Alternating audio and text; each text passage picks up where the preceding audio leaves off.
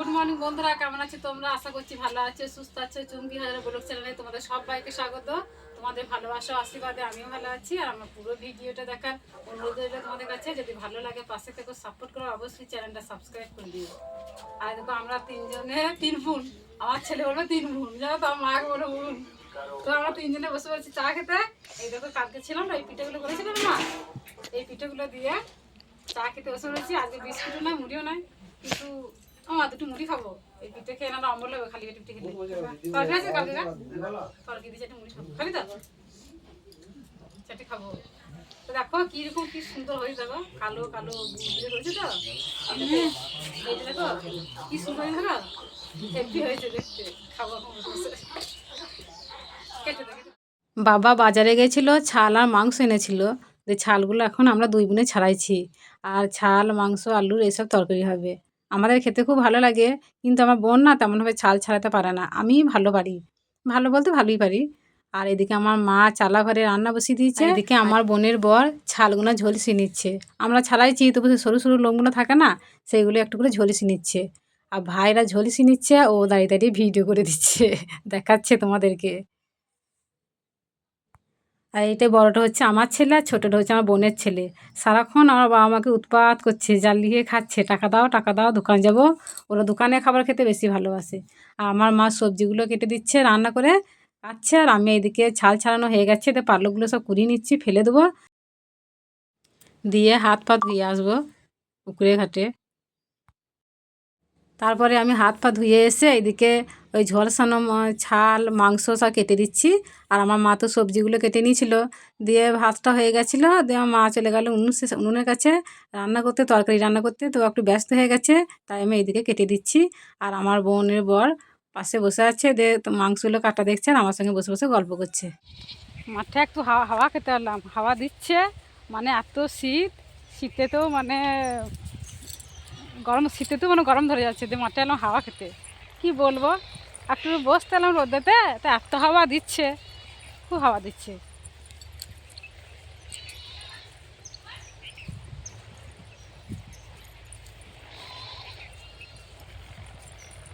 মা রান্না বান্না করছে, আর আমরা দুই বোন একটু ঘুরে ঘুরে বেড়াইছি।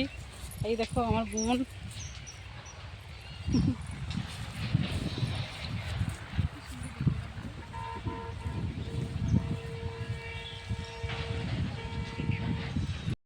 এই বীজ ধান লাগানো হয়েছে।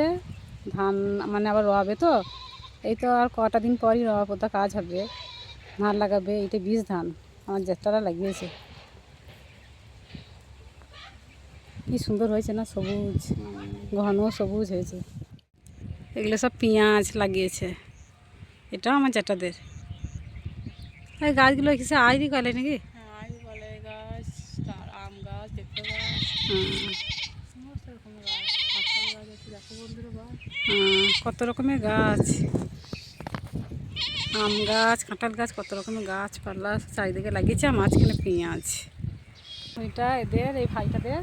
কবে সরষে কাটবি? সরষে কাটতে কোনো বহু দেরি। বহু দেরি, এখনো পাকেই নাই তো নাকি?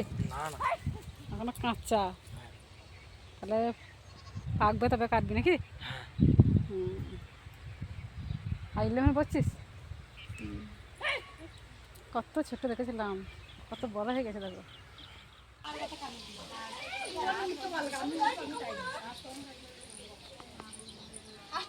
সজনে গাছটা অনেক ফুল হয়েছে না, কিন্তু একটা পরে না, পরানি ভালোই হয়েছে। আর সজনে গাছে ফুলগুলো ঝরে গেলে ডাঁটা হবে না। আর এরা মার্বেল খেলছে।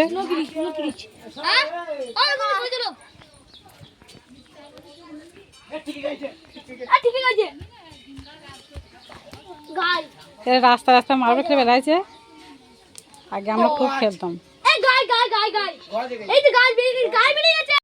কাজে গেছিলে? কাজ হয়ে গেল?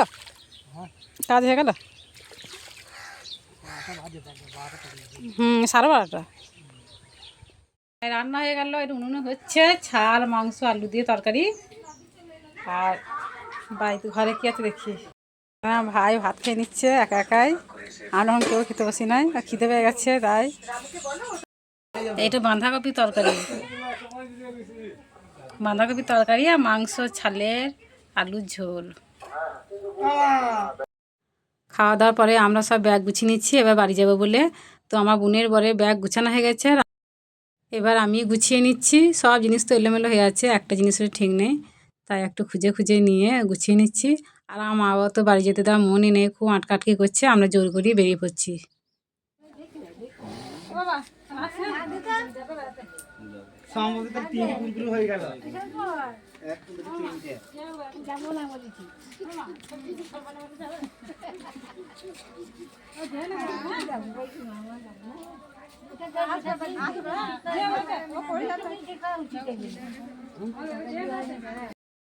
আমরা দুই বোনে দাঁড়িয়ে আছি বাস স্ট্যান্ডে।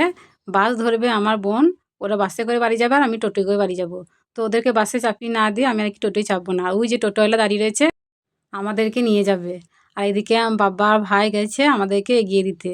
তো একটু অপেক্ষা করতেই বাস চলে এলো, আর আমার বোন চেপে পড়লো, বোনের স্বামী ছেলে সব চেপে পড়লো, আমার বাবা ওই ভাই। আর ওরা একটা বালাপোষ নিয়ে যাচ্ছে, বিক্রি করতে এসেছিলো, দিয়ে আমার বাবা কিনে দিল, দিয়ে নিয়ে যাচ্ছে। তো টাটা দিচ্ছে উঠে, দেখো ওদেরকে বাসে চাপিয়ে দেবে, আমরাও টোটো চেপে পড়েছি। আর টোটোয় চাপতেই এত হাওয়া দিচ্ছে, এত শীত করছে যে চাদরটা বার করে ঢাকা নিয়ে নিচ্ছি। আর এখন তো চারিদিকে ফাঁকা মাঠ, ফাঁকা, ধান নেই একটাও, সব উঠে গেছে।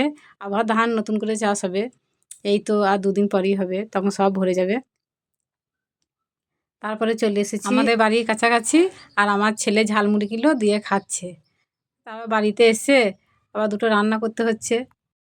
আমার ছেলে তো সন্ধ্যেবেলাতেই চপ নিয়ে এলো, তো চপ মুড়ি খেলো, দিয়ে বললো আমি আর ভাত খাবো না। আর আমারও খাওয়ার মন ছিল না, কিন্তু ও বললো আমি ভাত খাবো, তো ওই জন্যই দুটো আমি আলু সেদ্ধ ফেনা ভাত রান্না করে দিচ্ছি। তো ভাতটা আমার হয়ে গেছে, এবার আলুটা মাখছি, ভাত দিয়ে দেবো, আর আমি দুটো অল্প করে খাবো। তো বন্ধুরা, আজকের ভিডিওটা এই পর্যন্তই, দেখা হচ্ছে আগামী পর্বে। সবাই সুস্থ থাকো, ভালো থাকো, গুড নাইট।